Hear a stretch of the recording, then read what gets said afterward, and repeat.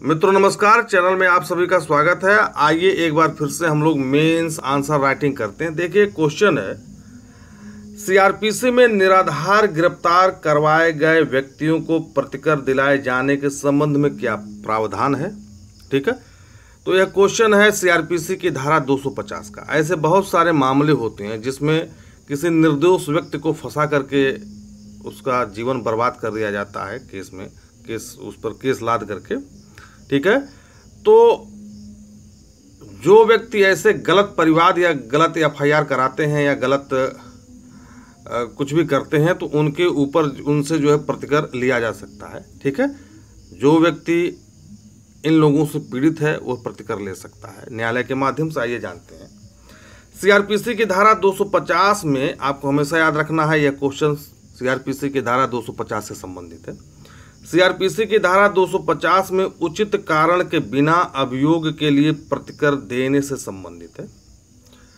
जिसके विरुद्ध बिना किसी युक्तियुक्त आधार के किसी अपराध का आरोपण किया गया है।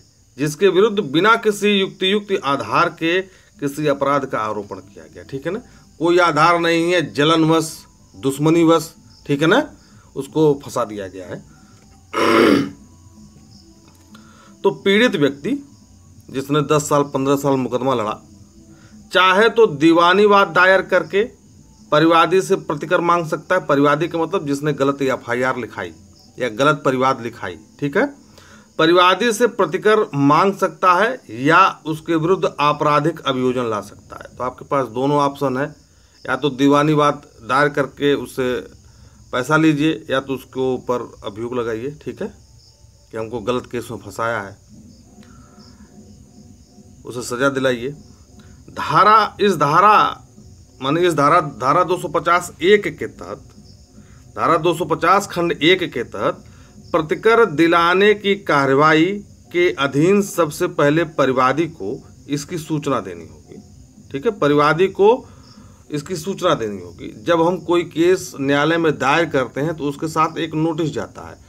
ठीक है ना, फला दिन आकर के परिवादी जो है अपना पक्ष रखे, तो सूचना उससे मिल गई तो इसकी सूचना देनी होगी तथा प्रतिकर के आदेश के विरुद्ध उसे सुनवाई का अवसर दिया जाना आवश्यक है। जब उसके पास सूचना जाएगी, समन जाएगा, तो उसमें यह लिखा रहेगा कि आप अपना पक्ष रखिए और फला तारीख को न्यायालय में उपस्थित रहिए। ठीक है, अपना पक्ष रखिए। धारा 250(8) महत्वपूर्ण है। धारा 250(8) के अनुसार प्रतिकर संबंधित मामला समन व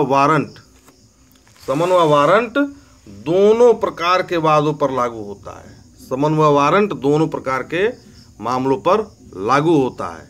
ठीक है ना, तो धारा 250 जो है वह सेशन मामलों पर लागू नहीं होता। इस लाइन से क्लियर हो गया कि धारा 250 जो है वह सेशन मामलों पर लागू नहीं होता। जो मजिस्ट्रेट के द्वारा विचारणीय वाद है सिर्फ उन पर ही लागू होता है।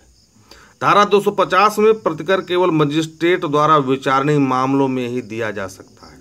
ठीक है ना, सेशन मामलों में नहीं दिया जाएगा।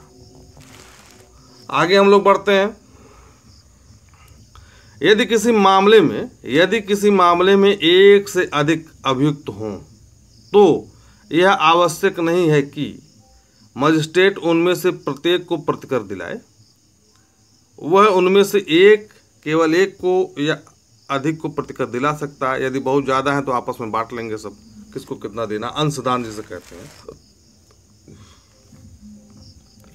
आगे हम लोग बढ़ते हैं। समनीय मामलों में मजिस्ट्रेट द्वारा इस धारा के अधीन प्रतिकर नहीं दे सकता है। समनीय मामलों में मजिस्ट्रेट जो है इस धारा के अधीन प्रतिकर नहीं देगा, क्योंकि ऐसे मामलों में अभियुक्त का ना तो उन्मोचन होता है ना ही दोष मुक्ति। धारा 250 खंड 3, धारा 250 खंड 3 में याद रखिए, बहुत महत्वपूर्ण फैक्ट है ये। धारा 250 खंड 3 में मजिस्ट्रेट प्रतिकर के आदेश में यह कह सकता है कि राशि के भुगतान में व्यतिक्रम होने पर, यदि आप राशि का भुगतान में व्यतिक्रम करते हैं, नहीं देते हैं, कोई डिफॉल्ट करते हैं, ठीक है, तो 30 दिन से अनधिक यानी कि 30 दिन का कारावास होगा। यदि एक को पैसा उसे नहीं देते हैं, एक भी पैसा उसे नहीं देते हैं तो 30 दिन का कारावास होगा। ठीक है, अधिक के लिए कारावासित किया जाएगा। अब जैसे मान लीजिए 3 किस्त आपके बांध दी गई है 20-20 हज़ार की, आपने 2 किस्त दे दिया, 1 किस्त नहीं दिया, तो उसके अनुसार जो है आपको कारावास भुगतना पड़ेगा। ठीक है, आगे हम लोग बढ़ते हैं। यह भी प्रावधान है धारा 250 में, धारा 250 खंड 5, धारा 250 खंड 5 में परिवादी केवल प्रतिकर के आदेश के कारण ही उस परिवाद या इत्तला के संबंध में किसी सिविल या दांडिक दायित्व से छूट नहीं मिलेगा। यदि आपके ऊपर प्रतिकर देने का आदेश हो चुका है, चाहे सिविल हो या दांडिक हो, ठीक है ना, तो आपको इससे छूट नहीं मिलेगा, आपको इससे छूट नहीं मिलेगा, आपको देना ही देना है। नहीं देंगे तो दूसरी कार्रवाई आपके ऊपर होगी। ठीक है, यदि प्रतिकर का ऐसा कोई आदेश द्वितीय श्रेणी मजिस्ट्रेट, यदि प्रतिकर का ऐसा कोई आदेश द्वितीय श्रेणी मजिस्ट्रेट 100 रुपये से अधिक प्रतिकर देने को आदेशित है, तो उस आदेश की अपील ऐसे करेगा मानो वह परिवादी ऐसे मजिस्ट्रेट द्वारा दोषी करार दिया गया है। ठीक है ना, यदि आपके ऊपर 100 रुपये से अधिक का प्रतिकर देने का कहा गया है, मजिस्ट्रेट के द्वारा आदेशित किया गया है, तो यदि आप ऊपर के न्यायालय में अपील करेंगे तो आपको यह मान लिया जाएगा कि आपको दोष सिद्ध किया गया है। ठीक है ना, अब जैसे यहाँ पे देखिए लिखा हुआ है दायित्व से छूटने में, यदि आप प्रतिकर नहीं देते हैं तो ये सीधे मैटर चला जाएगा तहसील में। ठीक है ना, जैसे न्यायालय से तहसील में चला जाएगा, तहसील में जो है राजस्व अमीन है, लेखपाल है, तहसीलदार है, आपसे रातों दिन तगादा करेंगे, आपके घर आएंगे, भाई दीजिए, नहीं आएंगे तो आपके कुरकुर की भी इसमें हो सकती है। ठीक है, तो यह पूरा का पूरा मैटर है ये धारा 250(5) में। भाई जब आप पैसा नहीं न्यायालय में जमा करेंगे तो न्यायालय जो है रिफ़र कर देगा तहसील को।